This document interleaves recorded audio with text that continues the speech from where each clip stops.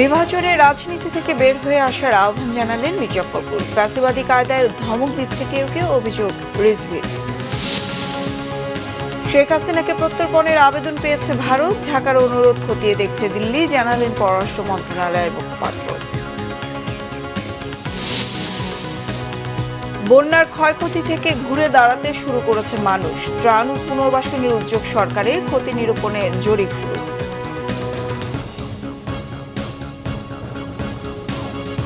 দেখছিলেন সংবাদ শিরোনাম, এবার বিস্তারিত। বিএনপির স্বাক্ষরিত জুলাই সনদ অক্ষরে অক্ষরে বাস্তবায়ন করা হবে বলে দৃঢ় প্রত্যয় ব্যক্ত করেছেন দলটির মহাসচিব মির্জা ফখরুল ইসলাম আলমগীর। একই সঙ্গে বিরোধী শক্তির সবাইকে বিভাজনের রাজনীতি থেকে বিরত থাকার আহ্বানও জানান তিনি। ঢাকা বিশ্ববিদ্যালয়ের সাবেক উপাচার্য অধ্যাপক ইমাজউদ্দিন আহমদের ষষ্ঠ মৃত্যুবার্ষিকী উপলক্ষে শুক্রবার আয়োজিত স্মরণ সভায় তিনি এসব কথা বলেন। আরও জানাচ্ছেন আহমেদ সরোয়ার।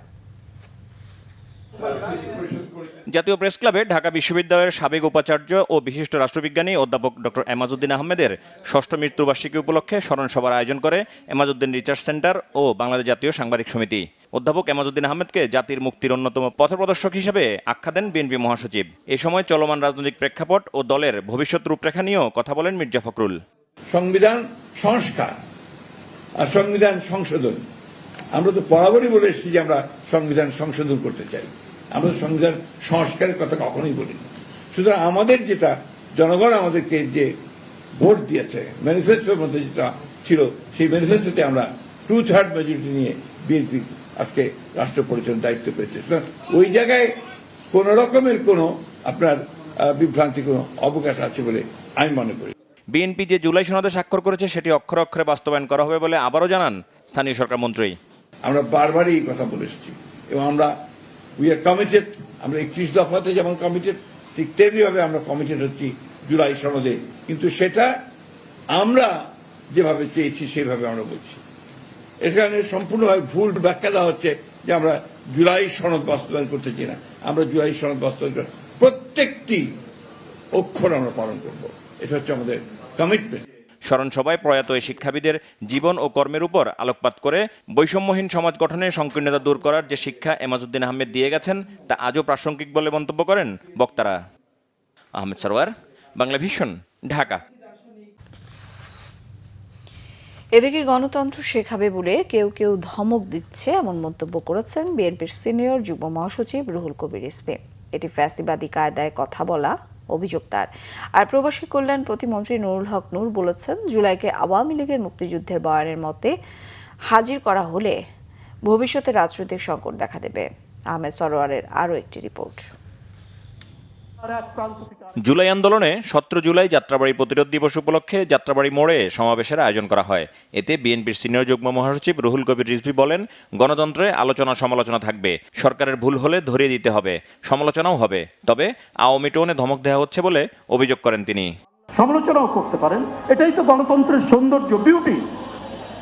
আসুন আমরা সেই গণতন্ত্রের চর্চার মাধ্যমে গণতন্ত্রকে এগিয়ে নিয়ে যাই, কিন্তু সেটা না করে আপনারা শেখ হাসিনার টোনে, আওয়ামী লীগের টোনে, ওবায়দুল কাদেরের টোনে আপনারা কথা বলবেন, এটা তো মানুষ নিতে চায়। এই যে নীতিহীনতা, রাজনীতি করছেন ইসলামের নামে, কিন্তু ইসলামের মূল বাণী হচ্ছে সত্য ন্যায়ের পথে থাকতে হবে, অঙ্গীকার পালন করতে হবে। এই অঙ্গীকার আপনারা কখনোই রক্ষা করেননি। জুলাইকে কেউ কেউ কুক্ষিগত করার চেষ্টা করছে অভিযোগ করে বক্তারা বলেন, জুলাই কারো একক অবদান নয়, ছাত্র জনতার সম্মিলিত প্রতিরোধ ছিল এটি। আমরা বারবার বলেছি যে জুলাইকে আওয়ামী লীগের মুক্তিযুদ্ধের ন্যারেটিভের মতো, বয়ানের মতো আপনারা হাজির করবেন না, কিন্তু গত অন্তর্বর্তীকালীন সরকারের সময় আমরা দেখেছি তারা একটা গ্রুপকে পৃষ্ঠপোষকতা করেছে এবং এটা হয়তো পরবর্তী আলোচনা আসবে এবং এই আলোচনার যদি সমাধান না হয় আগামীতেও বাংলাদেশের রাজনৈতিক সংকট আছে। অগ্রিম এই কথা বলে গেলাম, পরে মিলিয়ে নেবেন। জুলাইকে এক বিন্দু পরিমাণও আমরা অবহেলা করব না। তাই সেই জায়গায় সেটা না শুনেই 1 মাস 2 মাসের মধ্যেই আজকে বিএনপিকে ফেলায় দেওয়ার চিন্তা করতেছেন।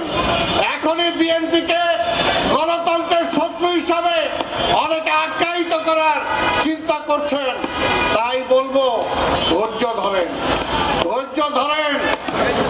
যেন কোনো দল, কোনো পক্ষ, যারা যেখানেই থাকি না কেন, এইটা যেন আসলে মনে রাখি যে আমাদের কারো একার চেষ্টায়, কারো একক দলের নেতৃত্বে এই আন্দোলন হয় নাই। সেই জন্যেই এইবারের যে অভ্যুত্থান, এটা ছাত্র গণ অভ্যুত্থান হিসেবে আসলে পরিচিত। নতুন বাংলাদেশ পুনর্গঠনে প্রধানমন্ত্রীর হাতকে শক্তিশালী করতে সকলের প্রতি আহ্বান জানানো হয় সমাবেশ থেকে। আহমেদ সরওয়ার, বাংলা ভিশন, ঢাকা। বাংলাদেশের সাবেক প্রধানমন্ত্রী শেখ হাসিনাকে প্রত্যর্পণের অনুরোধ খতিয়ে দেখছে ভারতের পররাষ্ট্র মন্ত্রণালয়ের মুখপাত্র রণধীর জয়সওয়াল। এমনটা জানিয়েছেন শুক্রবার দিল্লিতে ভারতের পররাষ্ট্র মন্ত্রণালয়ের ব্রিফিংয়ে এ বিষয়ে প্রশ্নের জবাবে তিনি একথা বলেন। নিয়মিত সাপ্তাহিক ব্রিফিংয়ে সাংবাদিকদের প্রশ্নের জবাবে জয়সওয়াল বলেন, বাংলাদেশ সরকারের পক্ষ থেকে সাবেক প্রধানমন্ত্রী শেখ হাসিনাকে প্রত্যর্পণের অনুরোধ পেয়েছে নয়াদিল্লি। তিনি জানান, সংশ্লিষ্ট আইনগত বিচারিক প্রক্রিয়ার আলোকে অনুরোধটি বিবেচনা করা হবে। তবে এই বিষয়ে বিস্তারিত আর কোনো মন্তব্য করেননি। শুধু শেখ হাসিনা নয়, ভারতে গ্রেফতার হওয়া হাদি হত্যার অভিযুক্ত ফয়সাল করিমকে প্রত্যর্পণের বিষয়েও বাংলাদেশের স্বরাষ্ট্রমন্ত্রী অনুরোধ জানিয়ে কাগজপত্র পাঠিয়েছেন। তবে এ ব্যাপারে জয়সওয়াল বলেন, এ বিষয়ে তার কিছু জানা নেই। তিনি বলেন, প্রত্যর্পণ সংক্রান্ত যে কোনো বিষয় ভারতের আইনের মাধ্যমে সিদ্ধান্ত নেওয়া হবে। সরকারের সমঝোতা প্রস্তাব প্রত্যাখ্যান করে দেশজুড়ে কমপ্লিট শাটডাউন কর্মসূচি শিক্ষার্থীদের। কোটা সংস্কার আন্দোলনকারীদের কমপ্লিট শাটডাউন কর্মসূচিকে কেন্দ্র করে 2024 সালের 18 জুলাই রাজধানী ঢাকা সহ দেশ ছিল প্রায় অচল।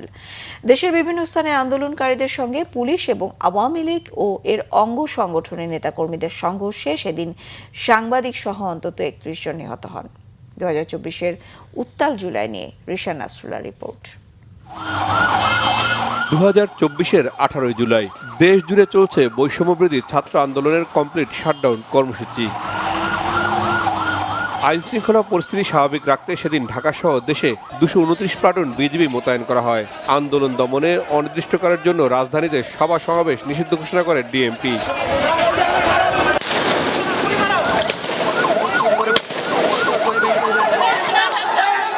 জুলাই সর্বাত্মক অবরোধ কর্মসূচি সফল করতে শিক্ষার্থীদের সাথে যোগ দেয় সাধারণ মানুষ। কমপ্লিট শাটডাউন কর্মসূচি পালনের সময় রাজধানী ছাড়াও দেশের বিভিন্ন জেলা ও উপজেলায় পুলিশ, আওয়ামী লীগ ও এর অঙ্গ সংগঠনের নেতাকর্মীদের সাথে সংঘর্ষ হয় আন্দোলনকারীদের।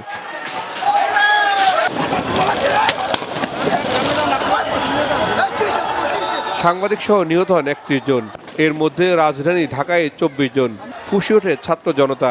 রাজধানীর রামপুরায় বিটিভি ভবন এবং মহাখালীতে দুর্যোগ ব্যবস্থাপনা অধিদপ্তর, ডাটা সেন্টার ও সেতু ভবনে দেয়া হয় আগুন। পরিস্থিতি বিবেচনায় 18 জুলাই জরুরি সংবাদ সম্মেলন ডাকেন ফ্যাসিস্ট সরকারের আইনমন্ত্রী আনিসুল হক। সরকার আন্দোলনকারীদের সঙ্গে আলোচনায় বসার প্রস্তাব দেয়। গুলির সঙ্গে কোনো সংলাপ হয় না, ফেসবুকে এমন স্ট্যাটাস দিয়ে তা প্রত্যাখ্যান করে শিক্ষার্থীরা।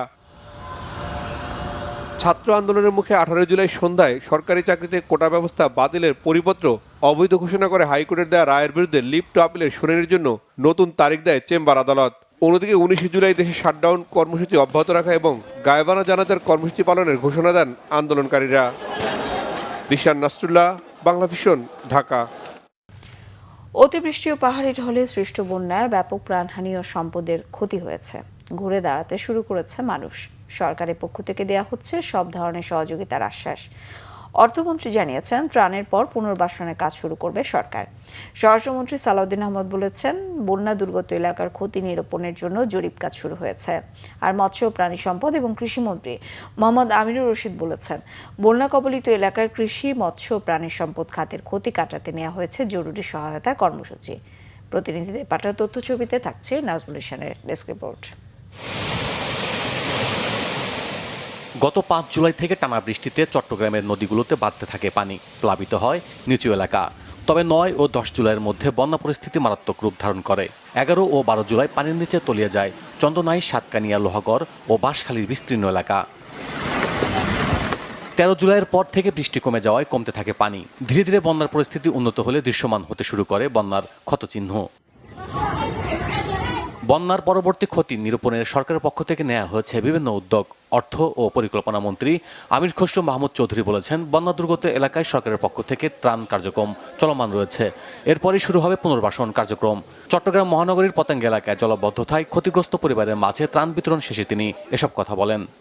40,000 পরিবারকে চাল দেওয়া হয়েছে, 75,000 পরিবারকে শুকনা চাল ডাল ইত্যাদি দেওয়া হয়েছে, প্রায় 40,000কে রান্না বান্না করে খাওয়ানো হয়েছে। এই ধারা কিন্তু অব্যাহত আছে, এটা চলতে থাকবে। এরপরে পুনর্বাসন কার্যক্রম আরম্ভ হবে। যাদের বীজ দরকার, সার দরকার ইত্যাদি ইত্যাদি যা প্রয়োজনীয় পুনর্বাসন কাজ এরপরে শুরু হয়ে যাবে। কক্সবাজারে ত্রাণ দিতে গিয়ে স্বরাষ্ট্রমন্ত্রী সালাউদ্দিন আহমেদ বলেন, বন্যা দুর্গত এলাকায় রাস্তাঘাট, শিক্ষা প্রতিষ্ঠান, ঘরবাড়ির যে ক্ষতি হয়েছে সরকার তা নিরূপণে কাজ করছে। সরকারিভাবে এবং বেসরকারিভাবেও দলীয়ভাবে আমরা সকল ব্যবস্থা নিয়েছি।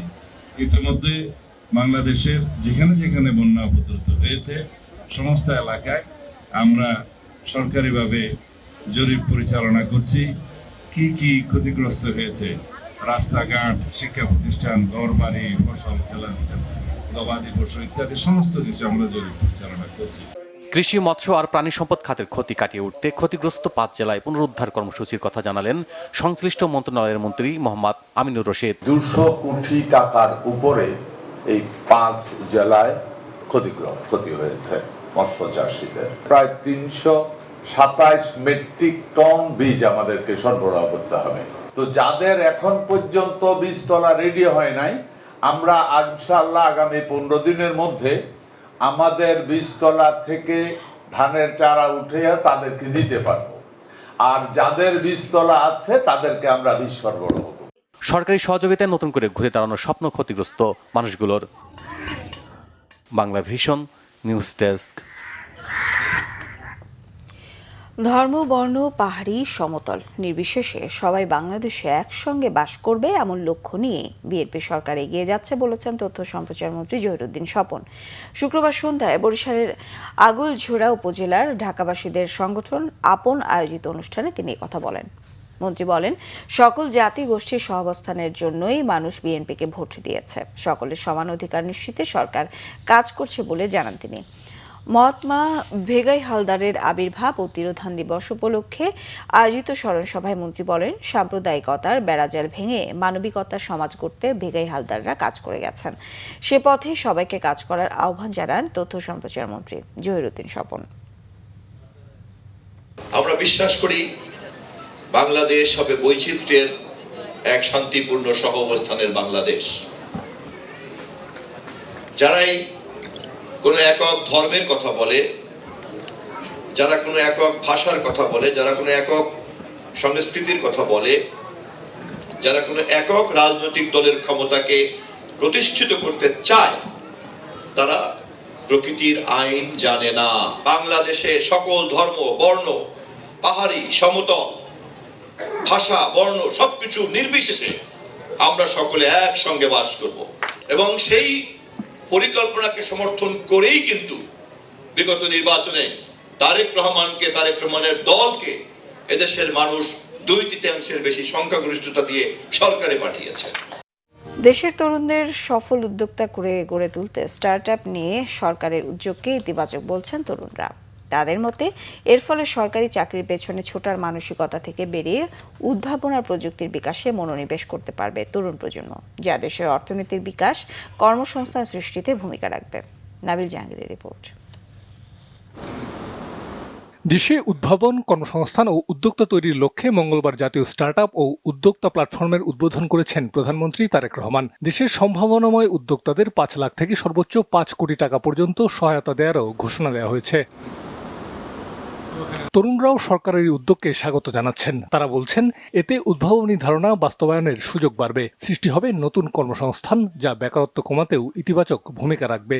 স্টুডেন্টরা হচ্ছে পড়াশোনার পরে, পাবলিক ইউনিভার্সিটি স্টুডেন্টরা বেসিক্যালি ওরা হচ্ছে পড়াশোনা শেষে বিসিএস বা বিভিন্ন সরকারি চাকরির পিছনে ছুটে, হ্যাঁ, যেটা খুবই অসুস্থ প্রতিযোগী। সরকার যদি এক্ষেত্রে কিছু করে, সেক্ষেত্রে হচ্ছে ওরা হচ্ছে আরও বেশি দেখা যাচ্ছে যে এই বিষয়ে আগ্রহী হয়ে উঠবে, ইভেন এই অসুস্থ প্রতিযোগিতা থেকে বের হয়ে নিজেরা কিছু করার চেষ্টা করবে, আর এভাবে আমাদের দেশ আরও আগাবে। এটা একটা মাইলস্টোন হবে যদি এটা ঠিকঠাক মতো ইউটিলাইজ করা যায় এই প্ল্যানটাকে, তাহলে বেকারত্ব দূর হবে। তারা হচ্ছে নিজেদের কর্মসংস্থান করার পাশাপাশি আরও 5-10 জনের কর্মসংস্থানও তৈরি করতে পারবে। সরকারিভাবে এই জায়গায় বিনিয়োগ করা, ওদের আর্থিক সাপোর্ট দেওয়া হয়, তাহলে দেখা গেছে কি যারা এই উদ্যোগটা গ্রহণ করে তারা সামনের দিকে আরও ভালো করার সম্ভাবনা থাকে। যারা মোটামুটি হচ্ছে বিজনেস নিয়ে সামনে আগাতে চায় বা পড়াশোনা থেকে বের হয়ে চাকরি করতে যখন একটা ভালো অ্যামাউন্ট পাচ্ছে তখন তারা একটা ইজিলি কোনো একটা আইডিয়া থাকলে ওটাকে ইমপ্লিমেন্ট করতে পারছে। এই যে প্রণোদনার আওতায় যখন উদ্যোক্তারা চলে আসবে তখন তারা আরও তাদের সৃষ্টিশীল কাজকে আরও নতুনভাবে বিকশিত করার সুযোগ পাবে। স্টার্টআপ বাংলাদেশের ব্যবস্থাপনা পরিচালক জানান, একটি ধারণাকে সফল ব্যবসায় রূপ দিতে প্রয়োজনীয় সহায়তার পুরো প্রক্রিয়াটি এই প্ল্যাটফর্মের মাধ্যমে সহজ করা হবে। অর্থায়ন, মেন্টরশিপ, প্রশিক্ষণ, নেটওয়ার্কিং এবং বিনিয়োগকারীদের সঙ্গে সংযোগ সব ধরনের সহায়তা নিশ্চিত করতে কাজ করছে সরকার। একটা তরুণ যখন প্রথমে একটা আইডিয়া নিয়ে আসে, ওনাকে কিন্তু ওনার আইডিয়াতে প্রপারলি মেন্টরিং করা এবং পরবর্তী ধাপের জন্য রেডি করাটা খুবই important. If he or she is not ready for the next level, তাহলে কিন্তু উনি যেখানেই যাক একটা লোন অথবা একটা ইকুইটি বিনিয়োগের জন্য উনি কিন্তু সেটার জন্য পাবেন না। তো সেক্ষেত্রে ওনাদেরকে প্রপারলি রেডি করার যে দায়িত্বটা, সেই দায়িত্বটা কিন্তু গভর্নমেন্টের পক্ষ থেকে আমরা বিভিন্ন লেভেলে আমাদের প্রি আইডিয়েশন এবং বিভিন্ন ইনভেস্টমেন্ট যে স্কেল আপগুলো সব কিছু আমরা বর্তমানে করছি। দেশে স্টার্টআপ ইকোসিস্টেমকে আরও গতিশীল করতে জাতীয় পর্যায়ে এই উদ্যোগকে গুরুত্বপূর্ণ পদক্ষেপ হিসেবে দেখছেন সংশ্লিষ্টরা। তাদের প্রত্যাশা, নতুন এই প্ল্যাটফর্ম তরুণদের উদ্ভাবনী ধারণাকে সফল উদ্যোগে রূপ দিতে কার্যকর ভূমিকা রাখবে। নাবিল জাহাঙ্গীর, বাংলা ভিশন, ঢাকা। সংবাদ শেষ করব শিরোনামগুলো আরও একবার জানিয়ে। বিভাজনের রাজনীতি থেকে বের হয়ে আসার আহ্বান জানালেন মির্জা ফখরুল। ফ্যাসিবাদী কায়দায় ধমক দিচ্ছে কেউ কেউ, অভিযোগ রিজভির। শেখ হাসিনাকে প্রত্যর্পণের আবেদন পেয়েছে ভারত, ঢাকার অনুরোধ খতিয়ে দেখছে দিল্লি, জানালেন পররাষ্ট্র মন্ত্রণালয়ের মুখপাত্র। বন্যার ক্ষয়ক্ষতি থেকে ঘুরে দাঁড়াতে শুরু করেছে মানুষ, ত্রাণ ও পুনর্বাসনের উদ্যোগ সরকারের, ক্ষতি নিরূপণে জরিপ শুরু। এই ছিল এখনকার মতো, পরের সংবাদ সকাল 7:30 দেখার আমন্ত্রণ রইল। এছাড়া বাংলা ভিশন সংবাদ ও সংবাদ সংশ্লিষ্ট অনুষ্ঠান দেখতে ভিজিট করুন www.bbnews24.com ও facebook.com/banglavisionnews। সাবস্ক্রাইব করুন youtube.com/banglavisionnews। সঙ্গে থাকায় ধন্যবাদ সবাইকে।